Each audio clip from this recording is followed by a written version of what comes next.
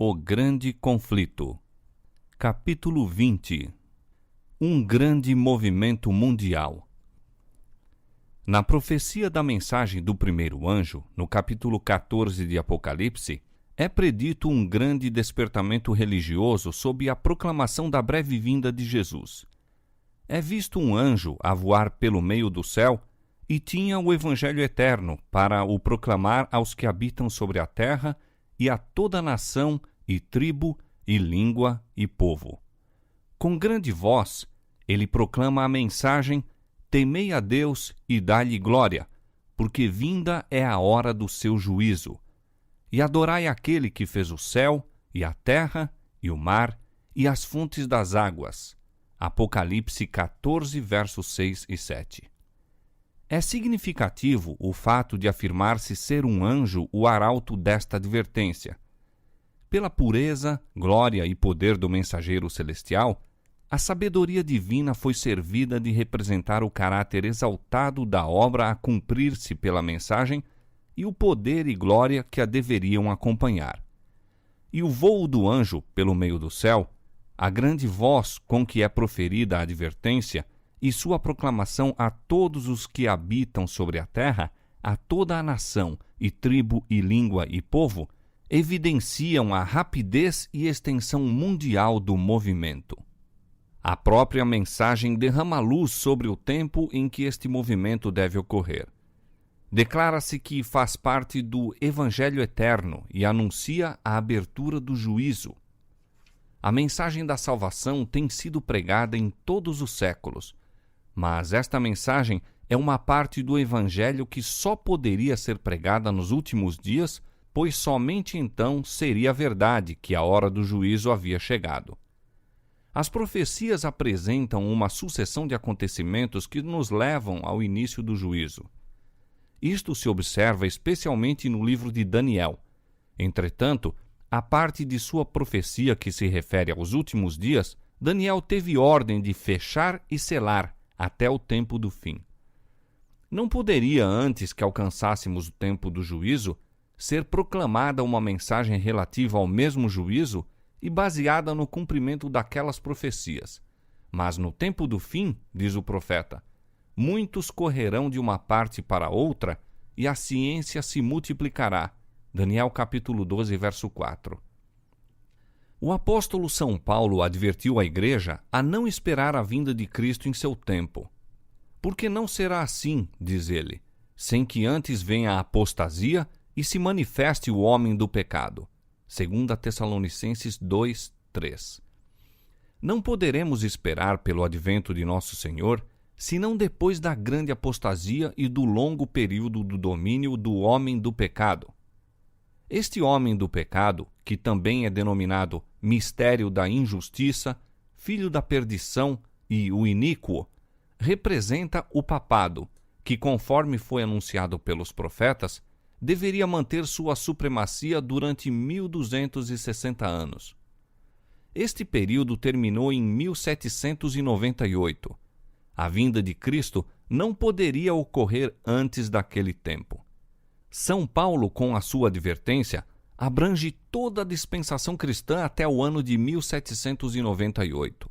É depois dessa data que a mensagem da segunda vinda de Cristo deve ser proclamada.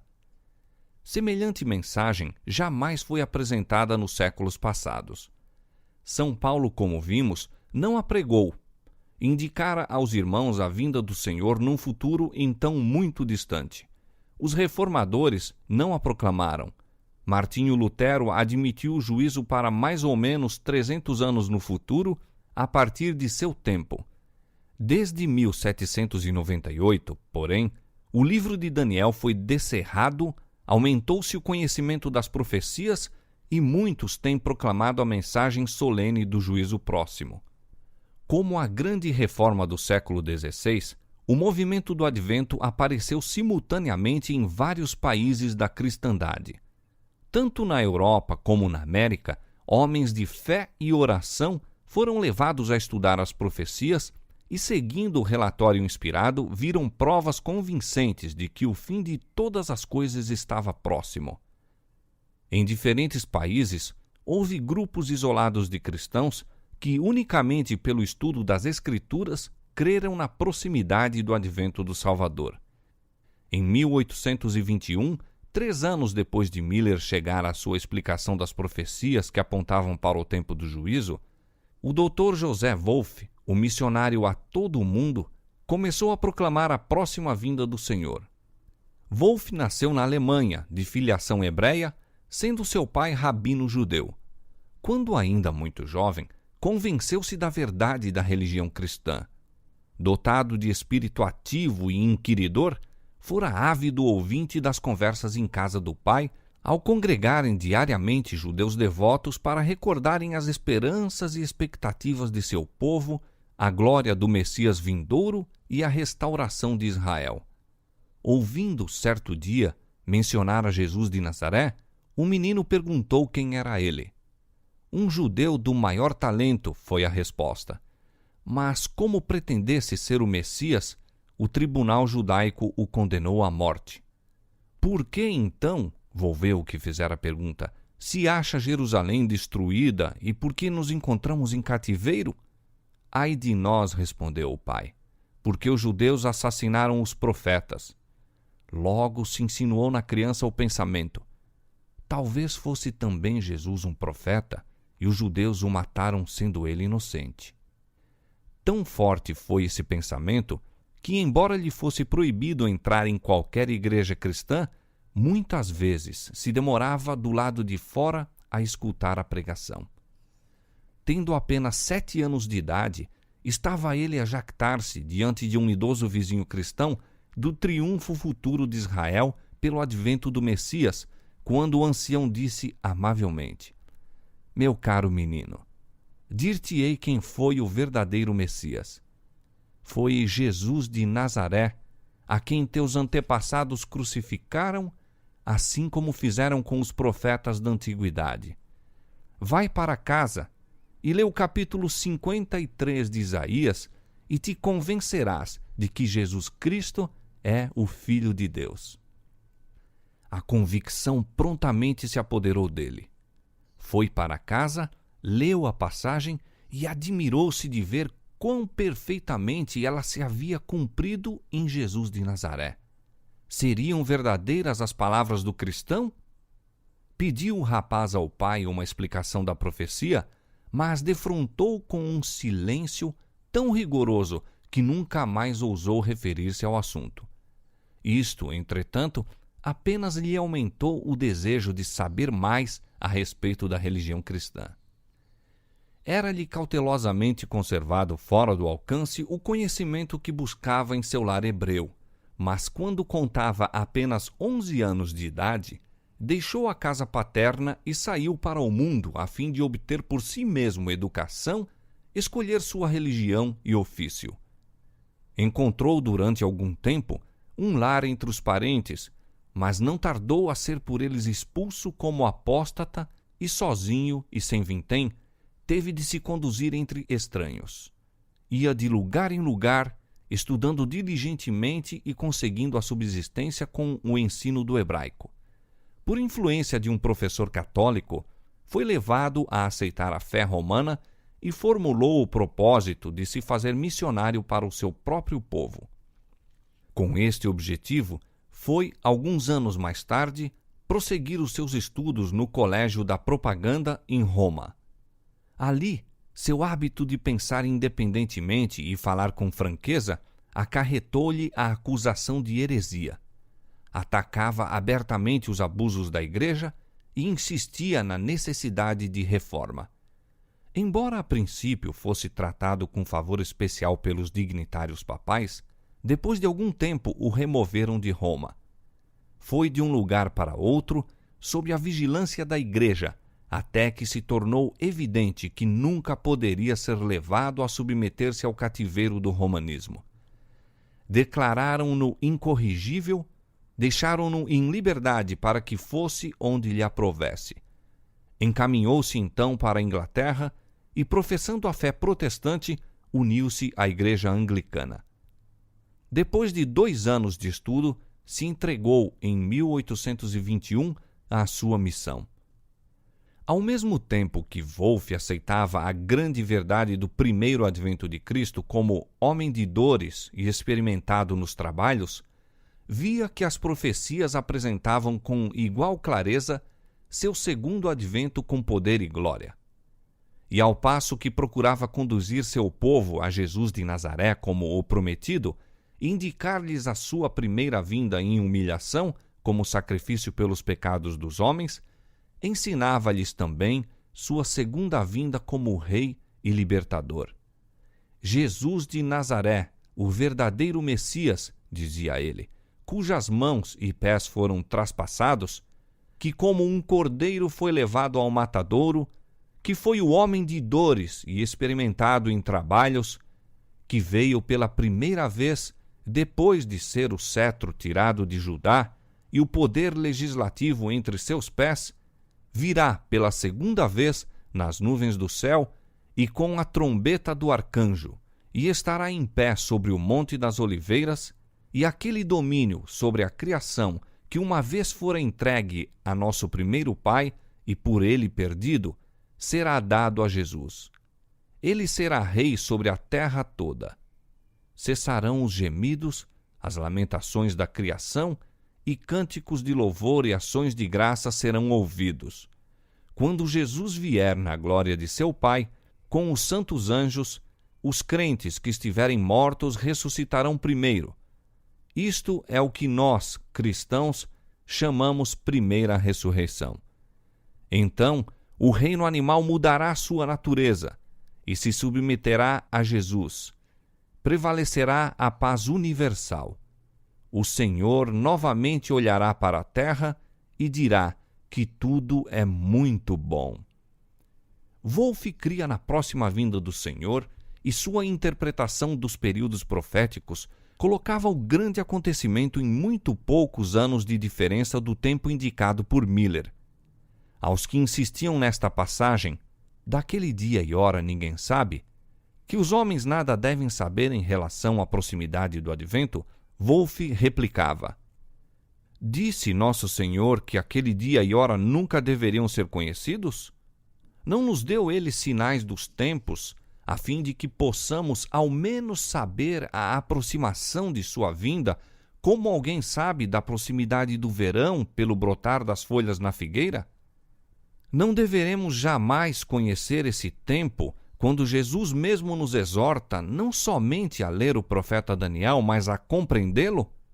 E o mesmo livro de Daniel, em que se diz que as palavras estavam fechadas até o tempo do fim, conforme era o caso em seu tempo, declara que muitos correrão de uma parte para outra, expressão hebraica para significar observar e pensar a respeito do tempo.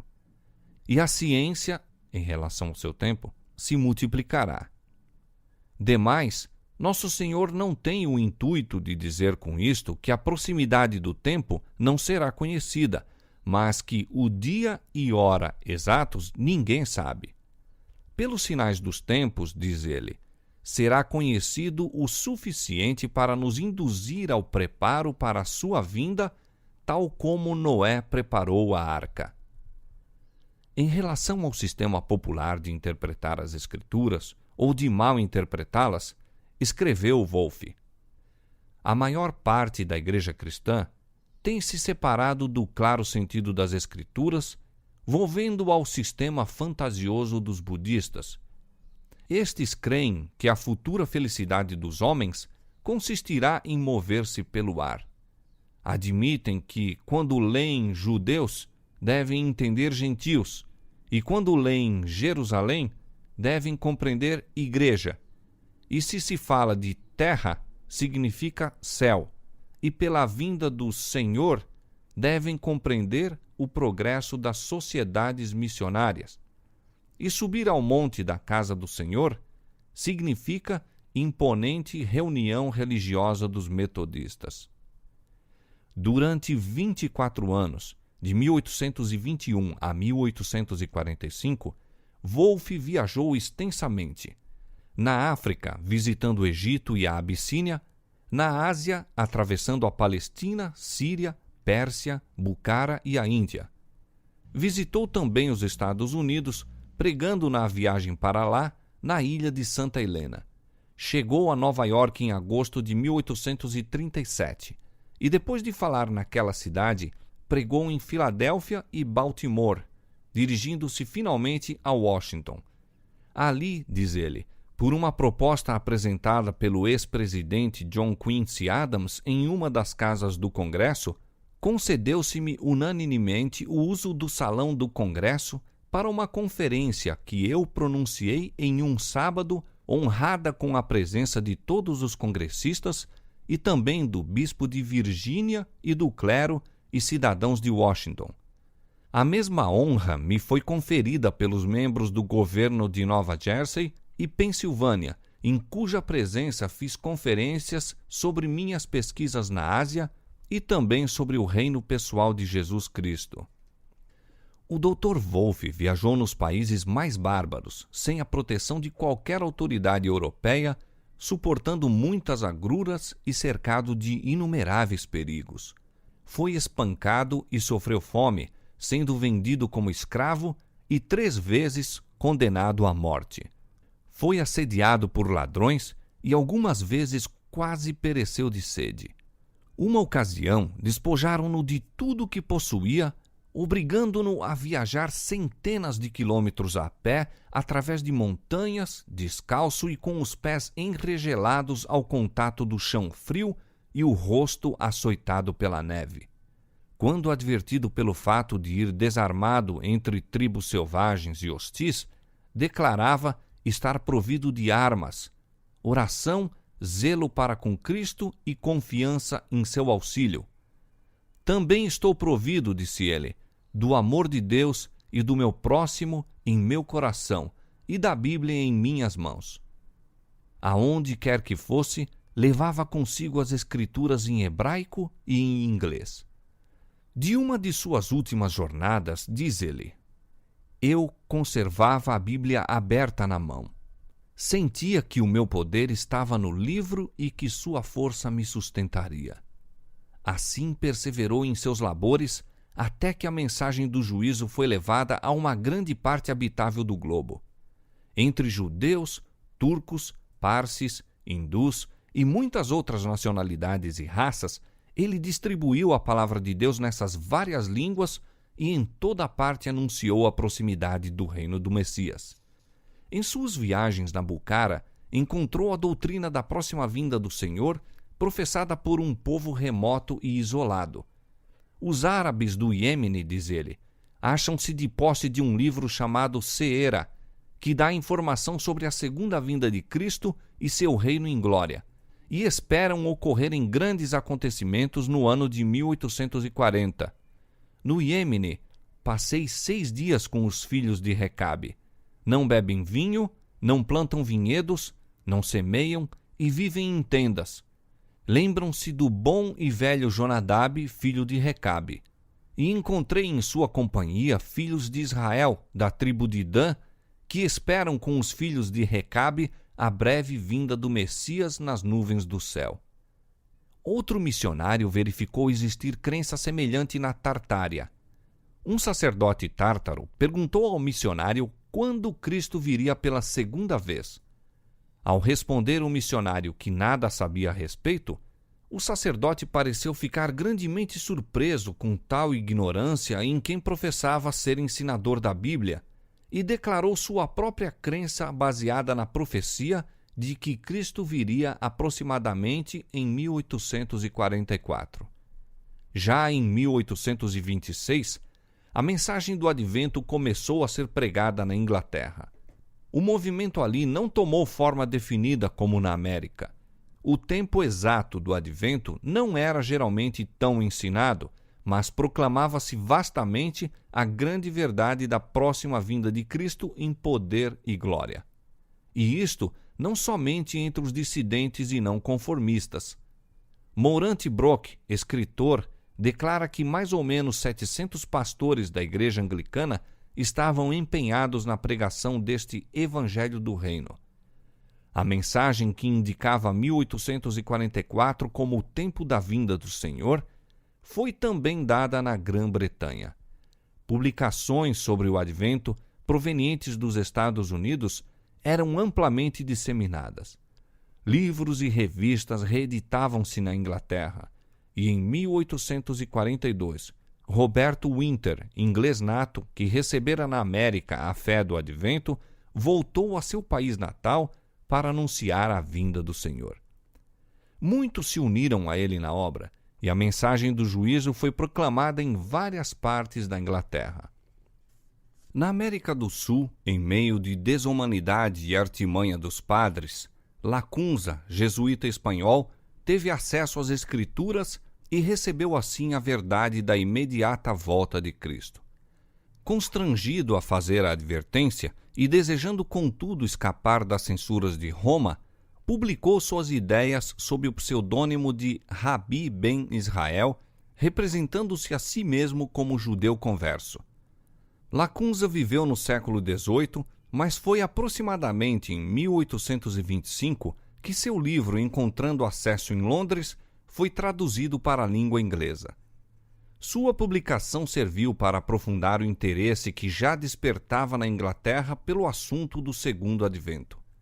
Na Alemanha, a doutrina fora ensinada no século XVIII por Bengel, pastor da Igreja Luterana e célebre sábio e crítico da Bíblia.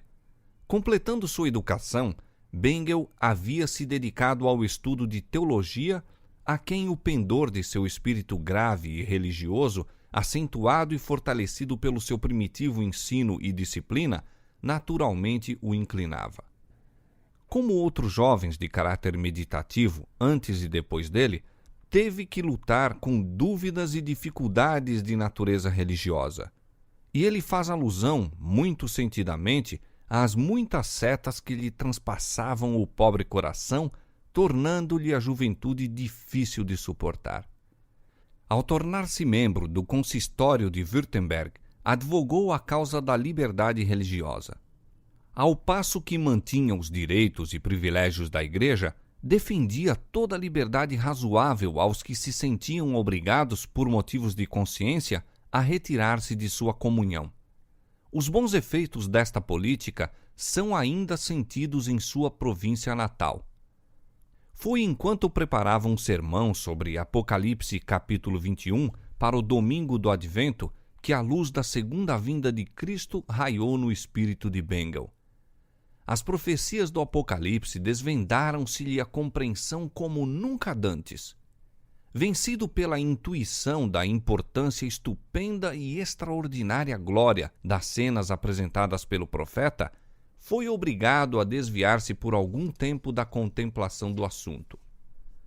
No púlpito, este se lhe apresentou novamente em toda a sua clareza e poder.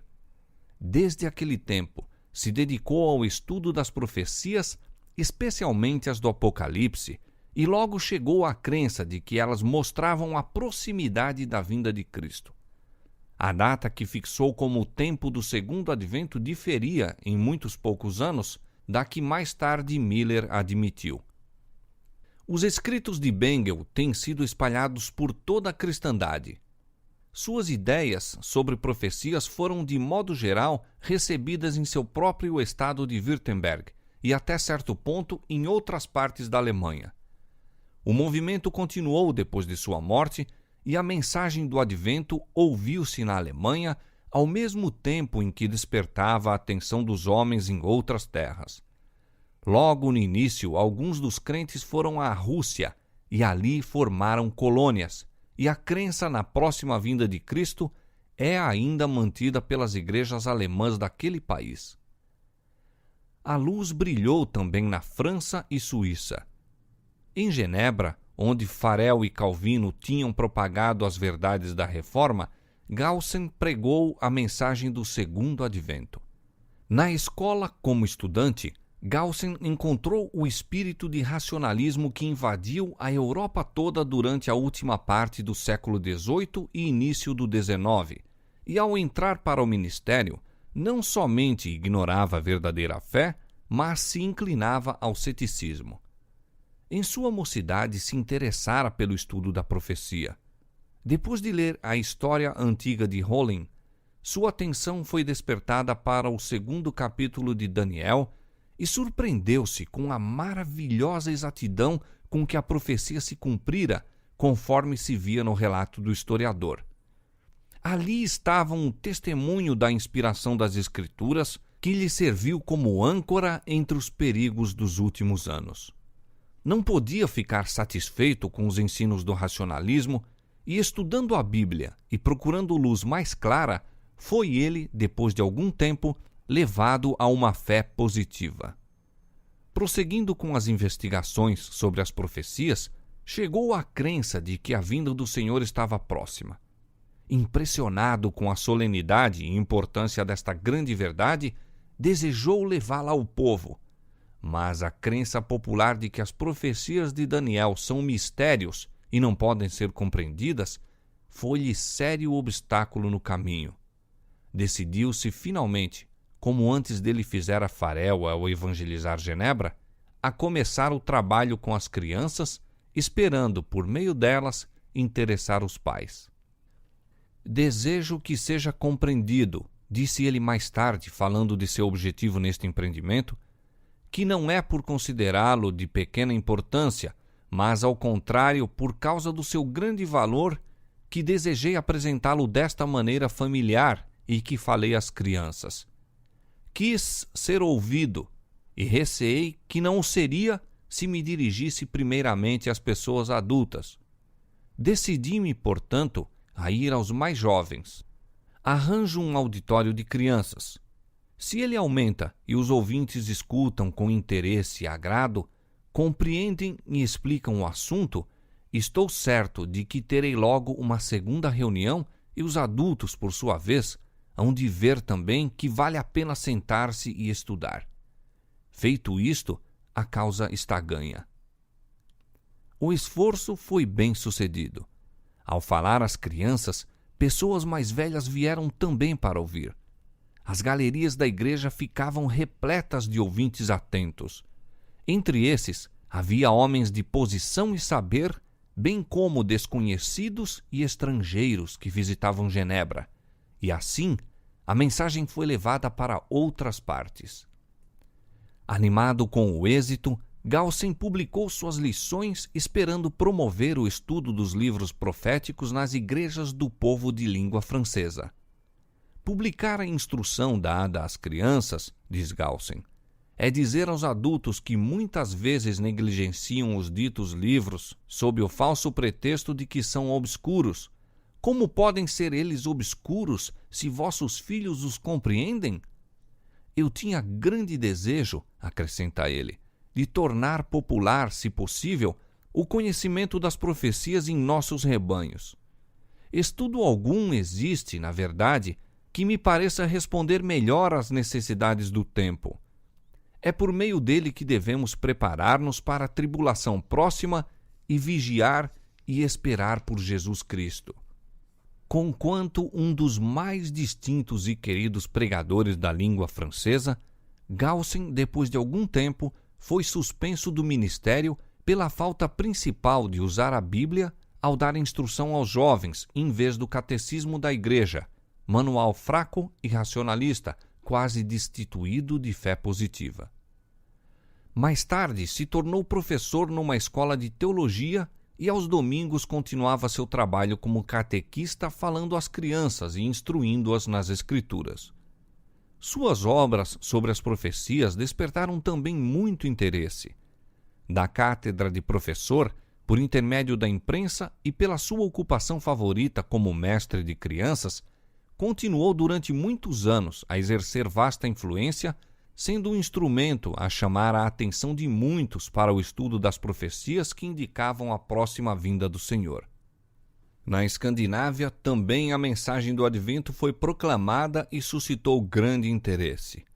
Muitos despertavam do descuidoso sentimento de segurança para confessar e abandonar seus pecados, buscando perdão em Cristo. O clero da Igreja do Estado, porém, opôs-se ao movimento e, por meio de sua influência, alguns que pregavam a mensagem foram lançados na prisão. Em muitos lugares onde os pregadores da próxima vinda do Senhor foram desta maneira silenciados, Deus se serviu em enviar a mensagem de um modo miraculoso por meio de criancinhas. Como fossem menores, a lei do Estado não as poderia proibir e foi-lhes permitido falar sem serem molestadas. O movimento ocorreu, principalmente, entre as classes mais humildes, e o povo reunia-se nas modestas moradas dos trabalhadores para ouvir a advertência. Os mesmos pregadores infantis eram na maior parte habitantes pobres de cabanas. Alguns deles não tinham mais de 6 ou 8 anos de idade. E ao mesmo tempo que sua vida testificava que amavam o Salvador e procuravam viver em obediência aos santos mandamentos de Deus, manifestavam de ordinário apenas habilidade e inteligência que geralmente se vêem nas crianças daquela idade. Quando se encontravam em pé diante do povo, evidenciava-se, entretanto, que eram movidos por uma influência acima dos seus dotes naturais.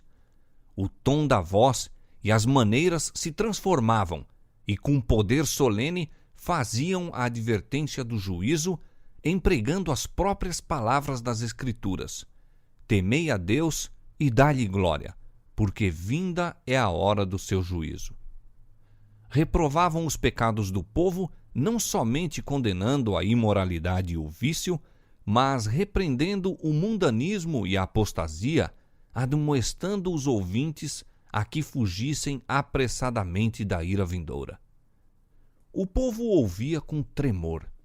O Espírito convincente de Deus falava-lhes ao coração. Muitos eram levados a investigar as Escrituras com novo e mais profundo interesse. Os intemperantes e imorais corrigiam-se, outros abandonavam as práticas desonestas e fazia-se uma obra tão assinalada que mesmo pastores da Igreja do Estado eram obrigados a reconhecer que a mão de Deus estava no movimento. Era vontade de Deus que as novas da vinda do Salvador fossem dadas nos países escandinavos. E quando silenciou a voz de seus servos, pôs ele seu espírito sobre as crianças para que a obra pudesse cumprir-se. Quando Jesus se aproximava de Jerusalém, acompanhado das multidões jubilosas que, com brados de triunfo e agitação de ramos de palmeiras, o aclamavam como filho de Davi, os invejosos fariseus apelaram para ele a fim de que as fizesse silenciar.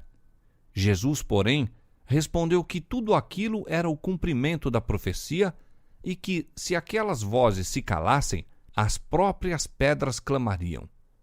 O povo, intimidado pelas ameaças dos sacerdotes e príncipes, cessou com a alegre proclamação ao entrar pelas portas de Jerusalém.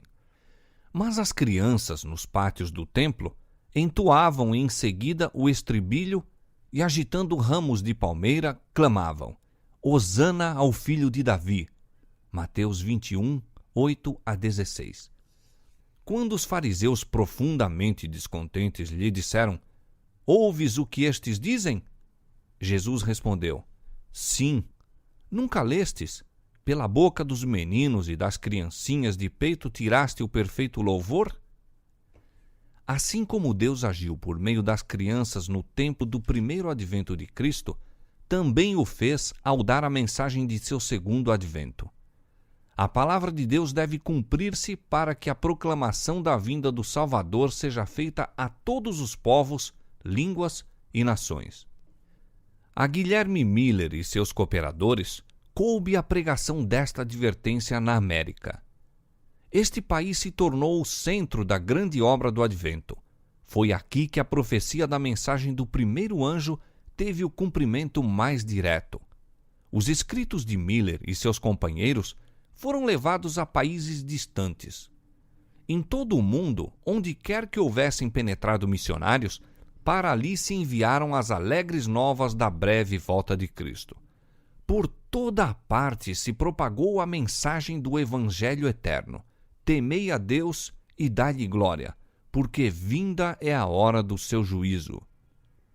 O testemunho das profecias que pareciam indicar a vinda de Cristo na primavera de 1844 apoderou-se profundamente do espírito do povo. Ao ir a mensagem de um estado para outro, despertou-se por toda a parte grande interesse.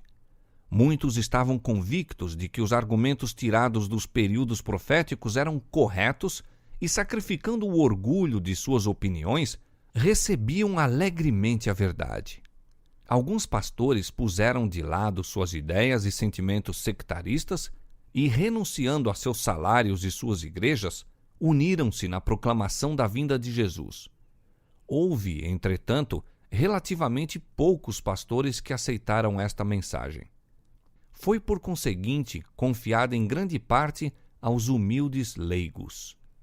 Lavradores deixavam os campos, mecânicos as ferramentas, negociantes as suas mercadorias, profissionais os seus cargos. Não obstante, o número de obreiros era pequeno em comparação com a obra a ser empreendida. A condição de uma igreja ímpia, em um mundo jazendo na maldade, pesavam na alma dos verdadeiros atalaias, e eles voluntariamente suportavam as fadigas, privações e sofrimento, a fim de que pudessem chamar os homens ao arrependimento para a salvação.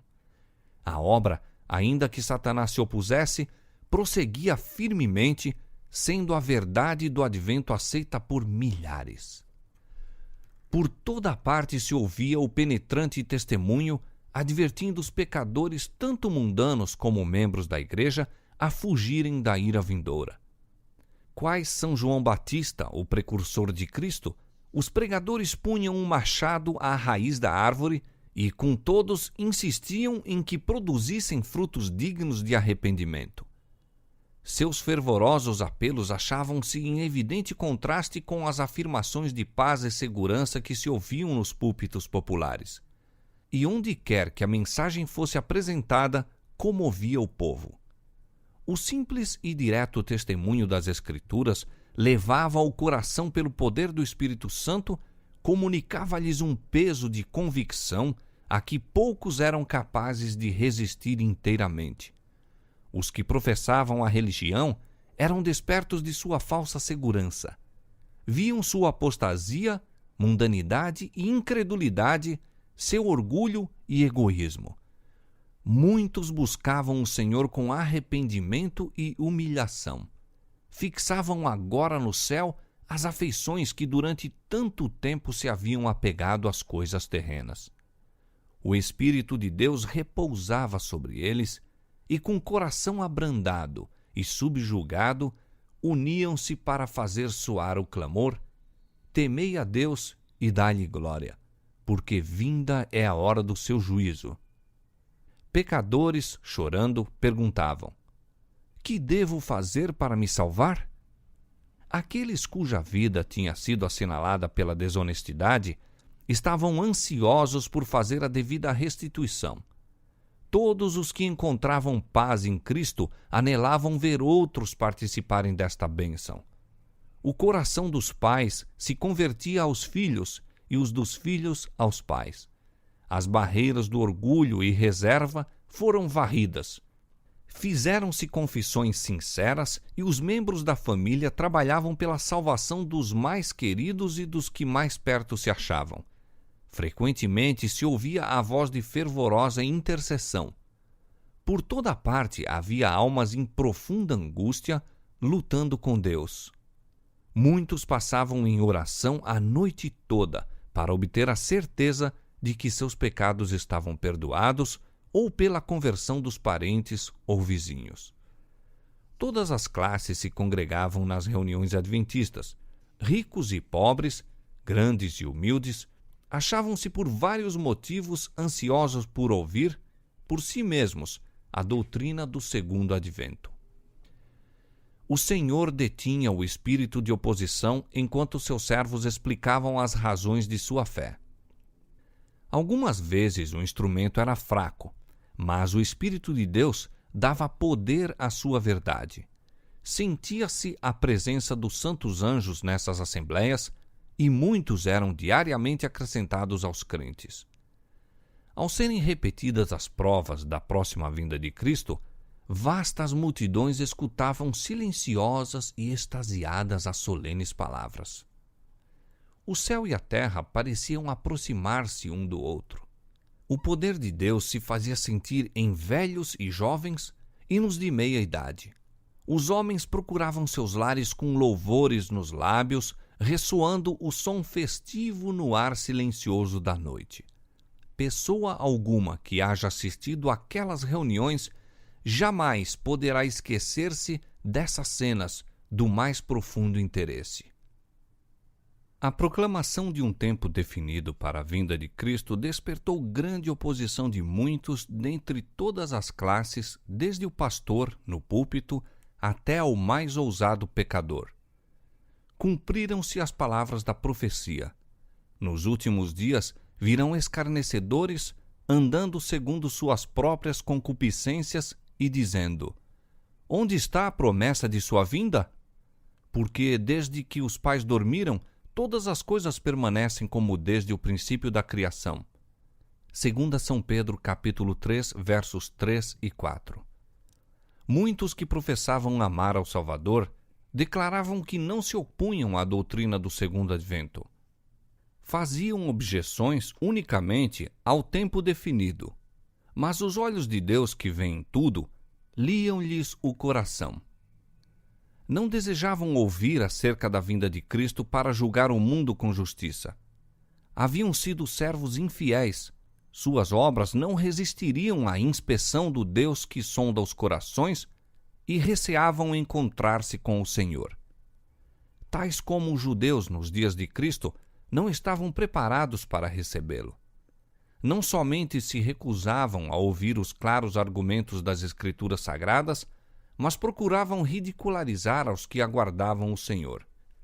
Satanás e seus anjos exultavam e lançavam afronta ao rosto de Cristo e dos santos anjos, por ter seu povo professo tão pouco amor por ele que não desejavam o seu aparecimento. Daquele dia e hora ninguém sabe, era o argumento mais frequentemente aduzido pelos que rejeitavam a fé do advento.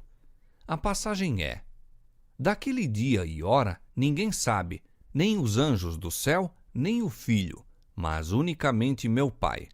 Mateus capítulo 24, verso 36. Uma explicação clara e harmoniosa desta passagem era apresentada pelos que aguardavam o Senhor, e o emprego errôneo que da mesma faziam seus oponentes foi claramente demonstrado. Estas palavras foram proferidas por Cristo na memorável conversação com os discípulos no Monte das Oliveiras, depois que ele, pela última vez, se afastou do templo. Os discípulos haviam feito a pergunta: que sinal haverá de tua vinda e do fim do mundo? Jesus lhes deu sinais e disse: quando virdes todas estas coisas, sabei que ele está próximo, às portas. Mateus 24, versos 3 e 33. Não se deve admitir que uma declaração do Senhor destrua a outra. Conquanto ninguém saiba o dia ou a hora de sua vinda, somos instruídos quanto à sua proximidade e isto nos é exigido saber. Demais, é-nos ensinado que desatender à advertência ou recusar saber a proximidade do advento do Salvador ser-nos-á tão fatal como foi aos que viveram nos dias de Noé o não saber quando viria o dilúvio. E a parábola, no mesmo capítulo, põe em contraste o servo fiel com o infiel e dá a sentença ao que disse em seu coração: o meu Senhor tarde virá. Mostra sob que luz Cristo olhará e recompensará os que encontrar vigiando e pregando sua vinda, bem como os que a negam. Vigiai, pois, diz ele, bem-aventurado aquele servo que o Senhor, quando vier, achar servindo assim. Mateus capítulo 24, versos 42 a 51. Se não vigiares, virei sobre ti como um ladrão, e não saberás a que hora sobre ti virei. Apocalipse capítulo 3, verso 3. São Paulo fala de uma classe para a qual o aparecimento do Senhor há de ser surpresa. O dia do Senhor virá como o ladrão de noite, pois que quando disserem: há paz e segurança, então lhes sobrevirá repentina destruição, e de modo nenhum escaparão. Mas ele diz aos que atendem à advertência do Salvador: vós, irmãos, já não estais em trevas, para que aquele dia vos surpreenda como um ladrão, porque todos vós sois filhos da luz e filhos do dia. Nós não somos da noite nem das trevas. 1 Tessalonicenses capítulo 5, versos 2 a 5. Mostrou-se assim que as Escrituras não oferecem garantia aos homens que permanecem em ignorância com relação à proximidade da vinda de Cristo. Aqueles, porém, que unicamente desejavam uma desculpa para rejeitar a verdade, fechavam os ouvidos a esta explicação, e as palavras "daquele dia e hora ninguém sabe" continuaram a ser repetidas pelos audaciosos escarnecedores e mesmo pelos professos ministros de Cristo. Ao despertarem os homens e começarem a inquirir do caminho da salvação, interpuseram-se ensinadores religiosos entre aqueles e a verdade, procurando acalmar-lhes os temores com interpretações falsas da palavra de Deus. Infiéis atalaias uniram-se na obra do grande enganador, clamando: "Paz, paz", quando Deus não havia falado de paz. Muitos, tais quais os fariseus do tempo de Cristo, se recusaram a entrar no reino do céu e embaraçavam aos que estavam entrando. O sangue dessas almas ser-lhes-á requerido. Os mais humildes e devotos nas igrejas eram geralmente os primeiros a receber a mensagem. Os que estudavam por si mesmos a Escritura Sagrada não podiam deixar de ver o desacordo das opiniões populares com os textos sagrados referentes à profecia. Onde quer que o povo não fosse dirigido pela influência do clero, onde quer que por si mesmos investigassem as Escrituras, a doutrina do advento precisava apenas ser comparada com as Escrituras para estabelecer-se-lhe a autoridade divina. Muitos eram perseguidos por seus irmãos descrentes. Alguns, a fim de conservar sua posição na igreja, resolveram não falar a respeito de sua esperança. Outros, porém, sentiam que a lealdade para com Deus não lhes permitia ocultar desta maneira as verdades que ele lhes confiara. Não poucos foram separados da comunidade da igreja unicamente pelo motivo de exprimirem sua crença na vinda de Cristo. Muito preciosas se tornaram, aos que suportavam esta prova de fé, as palavras do profeta: "Vossos irmãos que vos aborrecem e longe de si vos separam por amor do meu nome, dizem: glorifique-se o Senhor. Porém, aparecerá para a vossa alegria e eles serão confundidos." Isaías capítulo 66, verso 5. Anjos de Deus observavam com o mais profundo interesse o resultado da advertência. Quando houve uma rejeição geral da mensagem por parte das igrejas, afastaram-se os anjos com tristeza. Muitos havia, porém, que ainda não tinham sido provados quanto à verdade do advento. Muitas pessoas eram transviadas por maridos, esposas, pais ou filhos, e fazia-se-lhes crer que era pecado até mesmo o escutar as heresias pregadas pelos adventistas. Os anjos de Deus receberam ordem de velar fielmente por aquelas almas, pois outra luz, procedente do trono de Deus, deveria ainda resplandecer sobre elas. Com inexprimível desejo, os que haviam recebido a mensagem aguardavam a vinda do Salvador. O tempo em que esperavam encontrar-se com ele estava às portas. Com calma e solenidade, viam aproximar-se a hora. Permaneciam em doce comunhão com Deus, como que antegozando a paz que desfrutariam no glorioso porvir. Pessoa alguma que haja experimentado esta confiante esperança poderá esquecer-se daquelas preciosas horas de expectativa. Algumas semanas antes do tempo, as ocupações seculares foram, em sua maior parte, postas de lado. Como se estivessem no leito de morte e devessem dentro de poucas horas cerrar os olhos às cenas terrestres, os crentes sinceros examinavam cuidadosamente todos os pensamentos e emoções de seu coração. Não houve confecção de vestes para a ascensão. Todos sentiam, porém, a necessidade de evidência íntima de que estavam preparados para encontrar-se com o Salvador.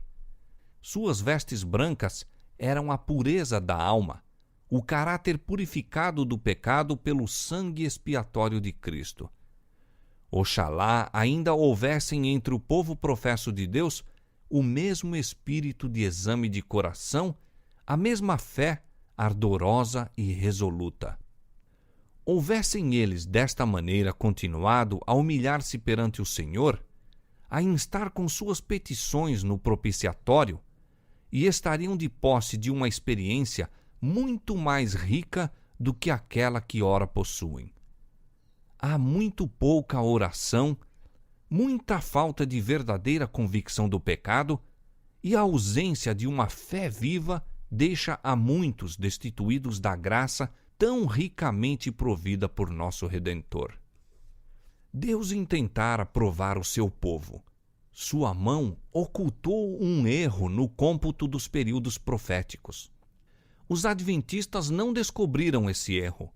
Tampouco foi descoberto pelos mais instruídos de seus oponentes. Estes últimos diziam: vossa contagem dos períodos proféticos é correta. Qualquer grande acontecimento está prestes a ocorrer, mas não é o que o Sr. Miller prediz. É a conversão do mundo e não o segundo advento de Cristo.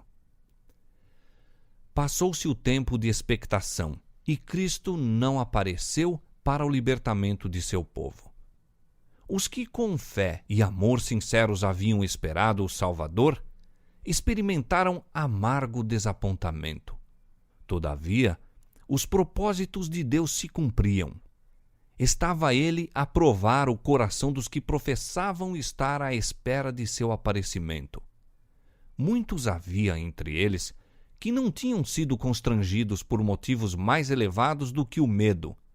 A profissão de fé não lhes transformara o coração nem a vida. Não se realizando o acontecimento esperado, declararam essas pessoas que não se achavam decepcionadas. Nunca tinham crido que Cristo viria. Contavam-se entre os primeiros a ridicularizar a tristeza dos verdadeiros crentes. Mas Jesus e toda a hoste celestial olhavam com amor e simpatia para os provados e fiéis, embora decepcionados. Pudesse descerrar-se o véu que separava o mundo visível do invisível, e ter-se-iam visto anjos aproximando-se daquelas almas constantes, escudando-as dos dardos de Satanás.